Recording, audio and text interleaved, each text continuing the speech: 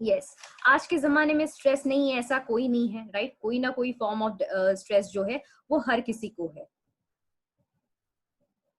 अब स्ट्रेस की बात करते हैं। तो स्ट्रेस का सर्वे जब इंडिया में किया गया तो ये देखा गया कि स्ट्रेस लेवल्स इंडिया में बहुत ही ज्यादा हाई है compare to developed countries. Developed countries मतलब यूएस, यूके, इन सब जगहों के बारे में अगर देखा जाता है तो उसके प्रमाण में इंडिया का जो स्ट्रेस रेट्स है वो बहुत ही ज्यादा हाई है।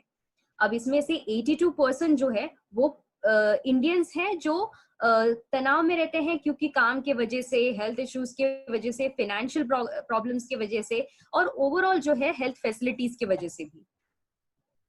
अब इंडिया में जो मेंस हैं ऑलमोस्ट 85% जो है वो तनाव से पीड़ित है, और उसमें भी 82% जो है वो महिलाएं भी हैं जो तनाव से ग्रस्त हैं।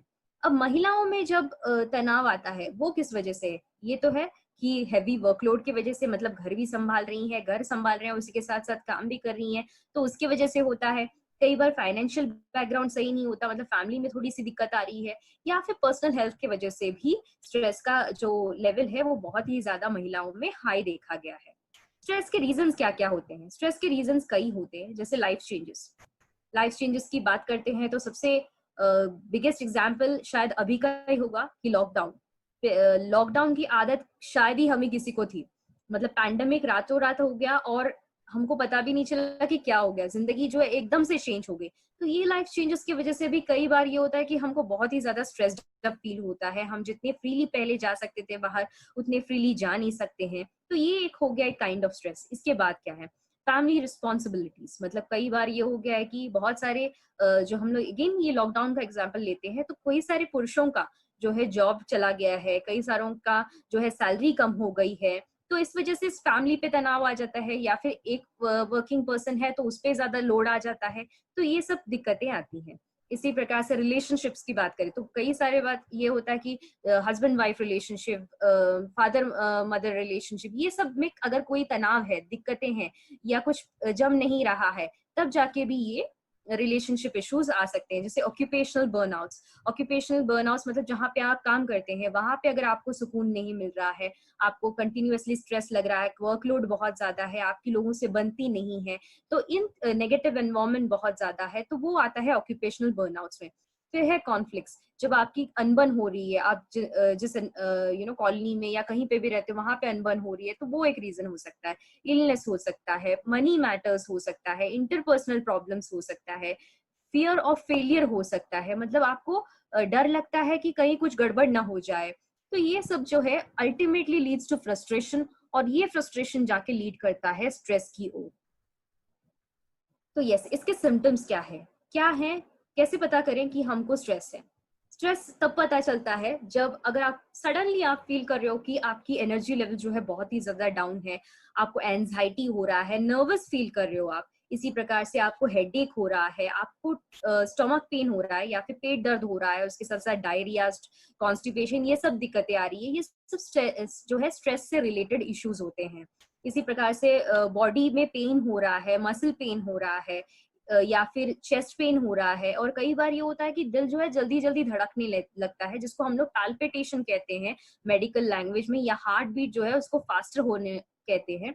इसी प्रकार से इंसोम्निया, मतलब नींद ही नहीं आ रही है, कुछ भी कर लो नींद ही नहीं आ रही है, तो इसमें भी स्ट्रेस का बहुत ही बड़ा भाग होता है। या फिर फ्रीक्वेंट इन्फेक्शंस, बहुत बार ये होता है कि कुछ भी सीजन चेंज हुआ या कुछ भी हुआ, जल्दी से इन्फेक्शन कैच करना है, इसका भी मतलब ये हो सकता है कि आपको बहुत ज्यादा तनाव है।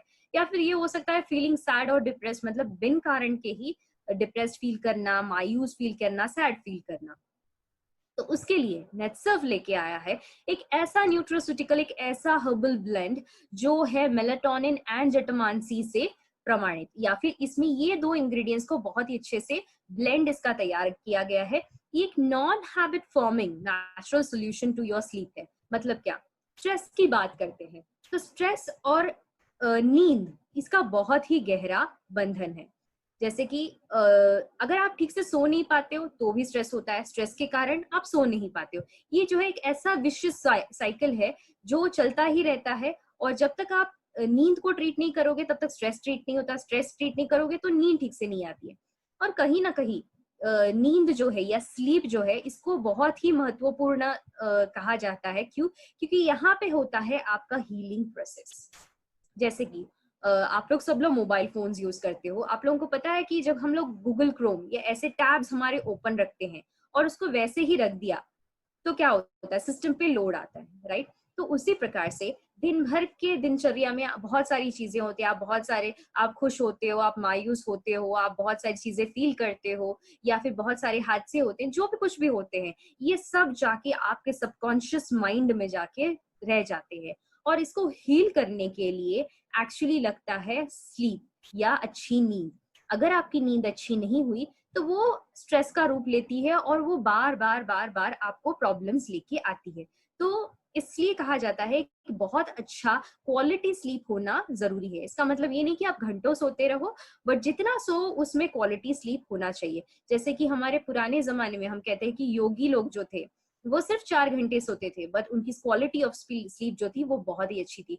तो यहाँ पे है भी हम लोग क्या करना चाह रहे हैं, डी स्ट्रेस के थ्रू आपको क्वालिटी स्लीप देना चाह रहे हैं, जिसका आपका तनाव लेवल भी कम हो, आपका स्लीप पैटर्न्स जो है वो अच्छा हो।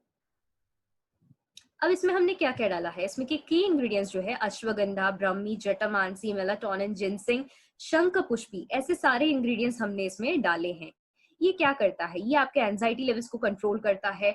ब्रह्मी जो है आपके मेमोरी पावर को बढ़ाता है और इसी प्रकार से कॉग्निटिव स्किल्स को हेल्प करता है। कॉग्निटिव स्किल्स मतलब क्या, आपका जो ओवरऑल बॉडी जो जो एक्शंस होते हैं इसको सबको जो रेगुलेट करने में वो हेल्प करता है। जटामांसी जो है ये आपको यूथफुलनेस देता है, और उसी प्रकार से शंख पुष्पी जो है ये आपके ब्रेन परफॉर्मेंस को बढ़ाता है। जिनसिंग जो है ये आपके मूड, इम्यूनिटी और कॉग्निशन को हेल्प करता है, और इसी प्रकार से मेलाटोनिन डाला गया है, ये आपकी नींद को ओवरऑल हेल्प करता है बैलेंस आउट करने के लिए।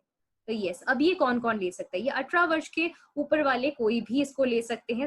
स्ट्रेस जिनको है, तनाव जिनको है, जिनको बहुत ज्यादा इंटेलेक्चुअल वर्क है, वो ये यूज कर सकते हैं। जिनका स्लीप पैटर्न डिस्टर्ब्ड है वो भी ये यूज कर सकते हैं। महिलाओं में जिनको पीएमएस है, पीएमएस मतलब कई बार ये नोटिस किया गया है कि जब पीरियड्स आता है उसके पहले जो है महिलाएं बहुत ज्यादा चिड़चिड़ापन करती हैं, तो उसको मैनेज करने के लिए भी आप ये रेकमेंड कर सकते हो। पेरीमेनोपॉसल एज मतलब अगर पेरीमेनोपॉज है, मतलब मेनोपॉज के पहले भी कई बार देखा गया है। मेनोपॉज मतलब जब आपके पीरियड्स बंद होते हैं, वो ऑलमोस्ट 45 to 50 ईयर्स के बीच में होते हैं, तो कई बार महिलाओं को बहुत ज्यादा हेल्थ प्रॉब्लम्स होते हैं, हार्मोनल चेंजेस होते हैं, इसको रेगुलेट करने के लिए भी आप ये दे सकते हो। इस प्रकार से ही अगर आप ट्रैवल कर रहे हो, मतलब एक कंट्री से दूसरे कंट्री में आप ट्रैवल कर रहे हो, तो आपने नोटिस किया होगा कि जेट लैग होता है।